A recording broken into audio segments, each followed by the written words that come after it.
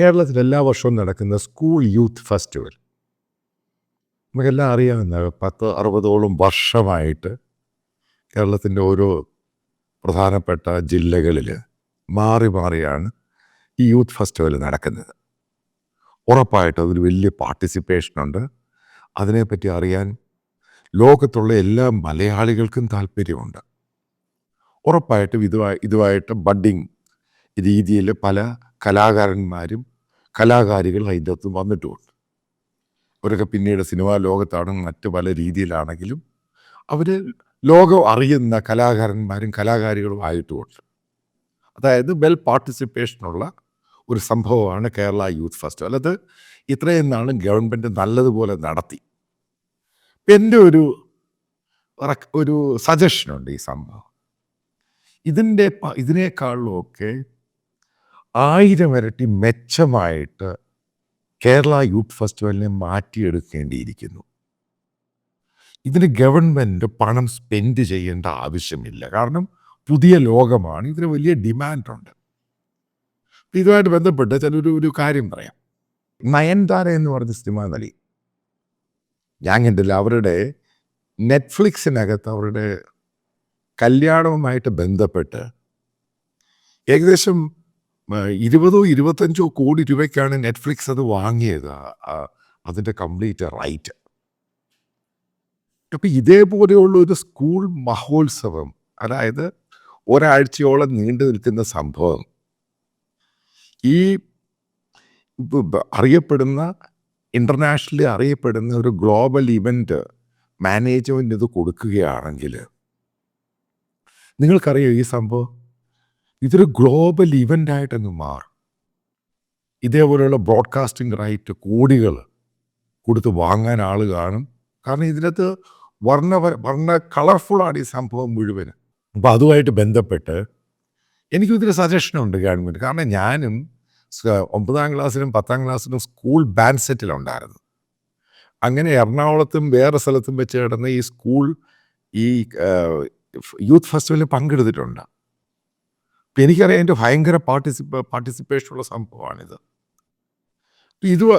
ഇത് ബേസിക്കലി ചെയ്യേണ്ട കേരളത്തിലൊരു 5 പ്രധാനപ്പെട്ട സ്റ്റേജുകൾ, അതായത് സ്റ്റേഷൻ, പ്രധാനപ്പെട്ട ഏരിയകൾ ഇത് ചൂസ് ചെയ്യുക. എൻ്റെ സജഷനാണ് ഈ പറയുന്നത്. അപ്പം അതിനകത്തെ ഒരു 10-50 ഏക്കർ എവിടെയെങ്കിലും ഒഴിഞ്ഞു കിടക്കുന്ന ഭാഗത്ത്, അപ്പോൾ അത് ഒരു ഇവൻ്റായിട്ട് ആ ഭാഗം, അത് 5ഓളം സ്ഥലങ്ങളിൽ, കേരളത്തിലെ ഏതെങ്കിലും 5ഓളം സ്ഥലങ്ങളിൽ ഇതേപോലെ 60 ഏക്കറോ 100 ഏക്കറോ ഒക്കെ ഗവൺമെൻറ് ഏറ്റെടുക്കുക. എന്നിട്ട് അവിടെ ഇതേപോലെ വലിയ സ്റ്റേജും ചെറിയ സ്റ്റേജും ഇടത്തരം സ്റ്റേജുമായിട്ട് 10-15 സ്റ്റേജുകൾ, അതായത് പ്രഗതി മൈതാനിൽ ഡൽഹിയിൽ എങ്ങനെയാണ് ചെയ്തിരിക്കുന്നത് ആ രീതിയിൽ അതിനെ പെർമനൻ്റായിട്ട് ഈ സംഭവമാക്കി മാറ്റുക. എന്നിട്ട് ഈ പറയുന്ന ഇവൻ്റ് മാനേജ്മെൻറ്റ് കമ്പനിക്ക് എല്ലാ വർഷവും ഇതിൻ്റെ റൈറ്റ് കൊടുക്കുക. അതായത് എങ്ങനെയാണ് ഇത് നടത്തുക, അതെല്ലാം ഇതിൻ്റെ ബ്രോഡ്കാസ്റ്റിംഗ് റൈറ്റ് കൊടുക്കുന്നവരെ ഇതൊക്കെ ആക്കിയെടുക്കും. കാരണം ഗവൺമെൻറ് വലിയൊരു തുക കിട്ടും. ഈ പാർട്ടിസിപ്പേറ്റ് ചെയ്യുന്ന ടീമിനും സ്കൂളിനും, അതായത് ഡിവിഷൻ തിരിച്ച്, അതായത് ഓരോ ജില്ലയായിട്ട് അവർക്കിപ്പം കൊടുക്കുന്ന ഈ ട്രോഫിയും ചെറിയ ചെറിയ സമ്മാനങ്ങളൊക്കെയാണ്. പക്ഷെ അവരിത് കൊടുക്കാൻ നേരത്ത് ഓരോ സ്കൂളിനും ഈ ടീം ജയിക്കുന്നവർക്ക് 2 കോടിയും 3 കോടിയും 4 കോടിയൊക്കെ വെച്ചങ്ങ് കൊടുക്കും. കാരണം അവർക്ക് ഇഷ്ടം പോലെ പണം കിട്ടും. അതായത് അതിൻ്റെ അകത്ത് പണത്തിന് കുറവുണ്ടാവത്തില്ല. അതേപോലെ തന്നെ അതിൻ്റെ സ്റ്റേജ് എങ്ങനെ, അതിൻ്റെ ലൈറ്റിങ്, അതിൻ്റെ സൗണ്ടിൻ്റെ ക്വാളിറ്റി, അത് കാണാൻ പറ്റിയിരിക്കുന്ന ആളുകൾ, അവരുടെ ആവശ്യങ്ങൾ, അതൊക്കെ ഭയങ്കരമായിട്ടൊക്കെ മാറ്റും. ഇത് ഞാനീ പറയുന്നത് ഇതൊക്കെ ഞാൻ ഡൽഹി ജീവിതത്തിൽ കണ്ട് മനസ്സിലാക്കിയിട്ടുള്ളത്. അത് നമുക്ക് കേരളത്തിൽ ഉണ്ടാക്കുകയാണെങ്കിൽ കേരളത്തെ വലിയ രീതിയിലൊരു പ്ലാറ്റ്ഫോമായിട്ട്, അതായത് ടൂറിസവും അതിന് പ്രയോജനമാണ്, ഗ്ലോബലായിട്ടുള്ള ആൾക്കാർ ഇതിനെപ്പറ്റി അറിയാനും കേൾക്കാനും വരും. എന്താണ് ഈ സംഭവം, ഈ സ്കൂൾ കുട്ടികളെ നടത്തുന്ന ഈ പരിപാടി എന്താണ് ഈ സംഭവം. അതുപോലെ ഇതിൻ്റെ ക്വാളിറ്റി ഓഫ് ഈ കലാപരിപാടികൾ, കാരണം ഈ ഗ്ലോബൽ ഇവൻറ്റ് മാനേജ്മെൻറ്റ് കമ്പനിയുടെ റൈറ്റ് ഉണ്ട്, ബ്രോഡ്കാസ്റ്റിംഗ് കൊണ്ട് ഗ്ലോബലായിട്ട് പോകുന്നതാണ്. അതിൻ്റെ ക്വാളിറ്റി മുഴുവനും അങ്ങ് മാറും. നിങ്ങൾ കണ്ടു കാണും പണ്ടത്തെ ക്രിക്കറ്റ് ഇപ്പോഴത്തെ ക്രിക്കറ്റ് എങ്ങനെയാണ് ബ്രോഡ്കാസ്റ്റ് ചെയ്യുന്നത്.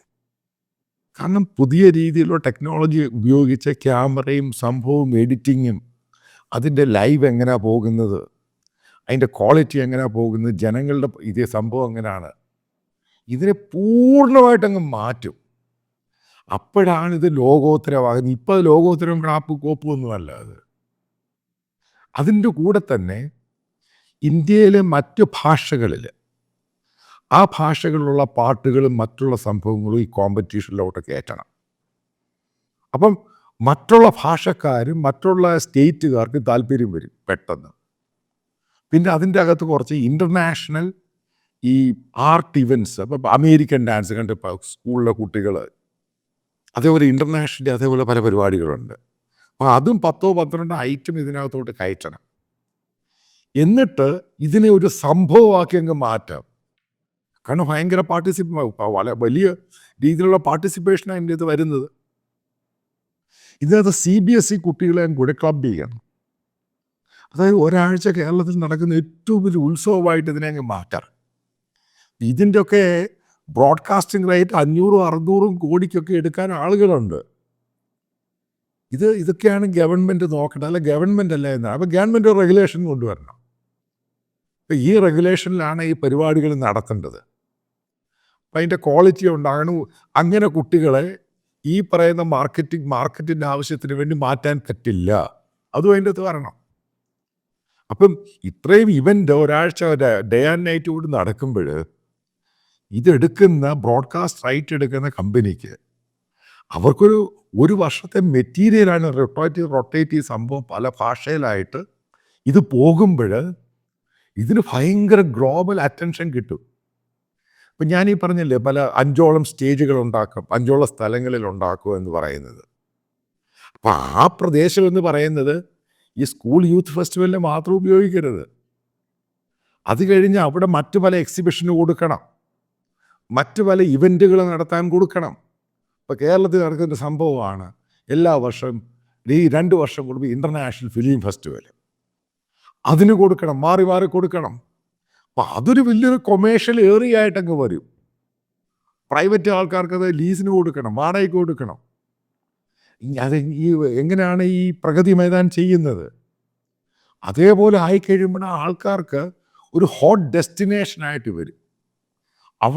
അതുമായിട്ട് ചുറ്റപ്പെട്ട് മറ്റൊരു കൊമേഴ്ഷ്യൽ, അതായത് ഒരു വ്യാപാര സ്ഥാപനങ്ങളും ജനങ്ങളും അങ്ങനൊരു സംഭവമായിട്ട് അവിടെ അങ്ങ് ഡെവലപ്പാകും. ഇങ്ങനെ ഇത് ചെയ്യേണ്ടത്. ഞാനീ പറയുന്നത് നിങ്ങൾ മോശമൊന്നും അല്ലെന്നല്ല ഞാനീ പറയുന്നത്. അത് ഇത്രയും വർഷം കഴിഞ്ഞിട്ടും ഒരേ രീതിയിൽ ഇത് പോകുന്നു. ഇതിന് പ്രത്യേകിച്ച് മാറ്റമൊന്നുമില്ല. ഇവിടുത്തെ ചാനൽ വരുന്നു, പറയുന്നു, അത് ഇത് ചെയ്യുന്നു, കുട്ടികളോട് അതൊക്കെ ചാനൽ നടത്തിക്കോട്ടെ. അത് ഇതിൻ്റെ ഒരു പ്രൊമോഷനാണ്. അപ്പോൾ ഇതിൻ്റെ കട്ടൺ റൈസർ തന്നെ ഒരാഴ്ച മുമ്പ് കട്ടൺ റൈസർ സ്റ്റാർട്ട് ചെയ്യും. അപ്പോൾ അതിന് ഗ്ലോബൽ അറ്റൻഷൻ വരും. അതേപോലെ അതനുസരിച്ച് ആളുകൾ, മലയാളികൾ പലരും ലോകത്തിൻ്റെ പല ഭാഗത്തും അവർ അത് ലീവ് എടുത്തിട്ട് അത് കാണാനും പാർട്ടിസിപ്പേറ്റ് ചെയ്യാനും വരും. അപ്പോൾ അവിടെ ഒരു എക്കണോമി, ഒരു കൊമേഴ്സും സ്റ്റാർട്ട് ചെയ്യുകയാണ്, കൊമേഴ്ഷ്യലായിട്ടുള്ള സംഭവങ്ങൾ സ്റ്റാർട്ട് ചെയ്യുകയാണ്, ഒരു എക്കോണമി ബൂം ചെയ്യുകയാണ്. അപ്പം അതിനകത്ത് ഇഷ്ടം പോലെ, കാരണം ഇതിനായിട്ട് സ്പോൺസർ ചെയ്യാൻ ആളുകൾ വരും. കാരണം ഗ്ലോബലായിട്ടല്ലേ ഇത് ബ്രോഡ്കാസ്റ്റ് ചെയ്യുന്നത്. അപ്പം ഇതേപോലെ നെറ്റ്ഫ്ലിക്സിനൊക്കെ ഇപ്പോൾ അപ്പോഴേ ഇത് സംഭവം എടുക്കുക. അത് വിവിധ തലത്തിലുള്ള ലൈറ്റിങ്ങും അതും ഇതും എല്ലാം കൊണ്ട് ഇപ്പം നിങ്ങൾ കണ്ടു കാണും ബ്രിട്ടൻ ഗോട്ട് എ ടാലൻറ്റ് എന്നൊക്കെ പറഞ്ഞ പ്രോഗ്രാം. ഇതേപോലുള്ള ഇവൻ്റ് അങ്ങ് മാറ്റി അങ്ങ് എടുത്തതായി സംഭവം. അതൊരു ഗ്ലോബൽ സംഭവമായിട്ടങ്ങ് മാറി. അതുമല്ല, ഇതിൻ്റെ അകത്തുനിന്ന് ജയിക്കുന്നവർക്ക് ഇപ്പോഴൊക്കെ കൊടുക്കുന്നത്, ഈ സ്കൂളിലൊക്കെ കിട്ടുന്നത് വളരെ തുച്ഛമായ പണമാണ്. കാരണം അതുകൊണ്ടൊന്നും ഈ സ്കൂളിൽ ഈ പറയുന്ന ഈ മുഴുവൻ ആക്ടിവിറ്റീസിനൊന്നും തികയതൊന്നുമില്ല. അപ്പോൾ ഇതുപോലെയുള്ള വലിയ പ്രൈസും ഇതിൻ്റെ പാർട്ടിസിപ്പേറ്റ് ചെയ്യുന്ന ടീമിന് ഇത്രമാത്രം ഗ്യാരണ്ടി ആയിട്ട് കാരണം അവരുടെ കയ്യിൽ ഇഷ്ടംപോലെ പണം കിട്ടുന്നുണ്ട്, അവരത് കൊടുക്കുകയും ചെയ്തു കഴിഞ്ഞാൽ സ്കൂളിന് വലിയ എക്സ്പെൻസില്ല. ഇതിൽ പാർട്ടിസിപ്പേറ്റ് ചെയ്യുന്ന കുട്ടികൾക്ക് പോലും അവരുടെ കയ്യിൽ നിന്നും ചിലവാകുന്നില്ല. ഞാനിത് പറയുന്നത് മനസ്സിലാക്കുക.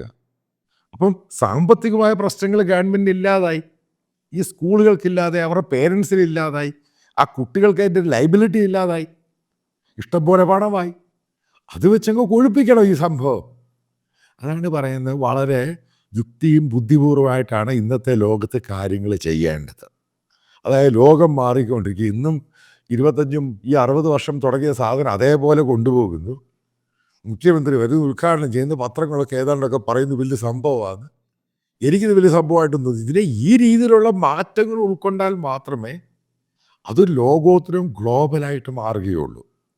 അതുപോലെ മറ്റുള്ള പല ഭാഷകളിൽ ഈ സംഭവം അവതരിപ്പിക്കുന്നു. മറ്റുള്ള ഭാഷയിലുള്ള സംഭവങ്ങൾ, കാരണം ഇത് വലിയ സംഭവമൊന്നുമല്ല. ഇപ്പോൾ തമിഴാണെങ്കിലും തെലുങ്കാണെങ്കിലും ഹിന്ദി, കാരണം ഇതൊക്കെ അറിയാവുന്ന, പലർക്കും അറിയാവുന്ന ഭാഷയാണ്. അപ്പം അങ്ങനെ വരുമ്പോൾ കേരളത്തിന് പുറത്തുള്ള കുട്ടികൾക്ക് പോലും, അതായത് ഇപ്പോൾ CBSE അങ്ങനെയുള്ള കുട്ടികൾക്ക് പോലും പാർട്ടിസിപ്പേറ്റ് ചെയ്യാൻ പറ്റും. അതിനാണ് ഇതൊരു ഗ്ലോബൽ ടച്ച് എന്ന് പറയുന്നത്. അതായത് കേരളത്തിന് പുറത്തല്ല, ഇന്ത്യക്ക് പുറത്തുള്ള കുട്ടികൾ പോലും പാർട്ടിസിപ്പേറ്റ് ചെയ്യാൻ വരും. കാരണം ഇതൊരു ഗ്ലോബൽ ഇവൻ്റാണ്. അതാണ് ഞാൻ പറയുന്നത് ഗ്ലോബൽ ഇവൻ്റ് എന്ന് പറയുന്നത്. അതിനാണ് പറയുന്നത് ഗ്ലോബൽ ഇവൻ്റ് എന്ന്. അത് ഈസി ആയിട്ട് ട്രാൻസ്ഫോം ചെയ്യാവുന്നതാണ് കേരളത്തിലെ യൂത്ത് ഫെസ്റ്റിവൽ. നിങ്ങൾ ആലോചിക്കുക, ഞാൻ ഈ പറയുന്നത് സത്യമാണോ അല്ലയോ? ഒരു എക്കോണമി ഉണ്ടാകും, ഇതിനകത്ത് പണത്തിന് കുഴപ്പമില്ല. ഗ്ലോബലായിട്ട് ജനങ്ങളിത് കാണും, മറ്റ് പല ഭാഷക്കാർ കാണും. അത് കേരളത്തിലെ ടൂറിസത്തിനെ വല്ലാത്ത രീതിയിൽ ഹൈലൈറ്റ് ചെയ്യും. എല്ലാ രീതിയിലും ഇതിന് മാറ്റിയെടുക്കും. ഇതാണ് ചിന്തിക്കേണ്ടത്. അല്ലാതെ ഇന്ത്യയിലെ കോണകം പോലെ സ്റ്റേറ്റിൽ ഇരുന്നുകൊണ്ട്, തിരുവനന്തപുരത്ത് ഇരുന്നുകൊണ്ട്, അത് സെക്രട്ടേറിയറ്റ് ഇരുന്നുകൊണ്ട് ചിന്തിക്കുന്ന അല്ല ഗ്ലോബലായിട്ടുള്ള തോട്ട്സ് എന്ന് പറയുന്നത്. ഞാൻ വലിയ ആളായിട്ട് പറയുന്നതല്ല, കാരണം ഞാനിതിനൊരു സജഷൻ തന്ന്. പക്ഷേ ഇത് പ്രാക്ടിക്കലി നിങ്ങൾ ചെയ്യുവാണെങ്കിൽ ഉണ്ടാകാവുന്ന വിജയം എന്ന് പറയുന്നത് അതൊരു ഗ്ലോബൽ ചലഞ്ചാണ്. അതൊരു ഗ്ലോബലൈസ്ഡ് ഐറ്റമായിട്ട്, ഇവൻ്റായിട്ട് ഇതിനെ മാറ്റാൻ സാധിക്കും. വളരെ പെട്ടെന്ന് തന്നെ കേരള യൂത്ത് ഫെസ്റ്റ് ഒരു ഗ്ലോബൽ മീഡിയ പോലും അറ്റൻഷൻ കൊടുക്കും. എന്താണ് ഈ സംഭവം? അവിടെയാണ് നമ്മളിപ്പോൾ ചിന്തിക്കേണ്ട ഏറ്റവും പ്രധാനപ്പെട്ട കാര്യം.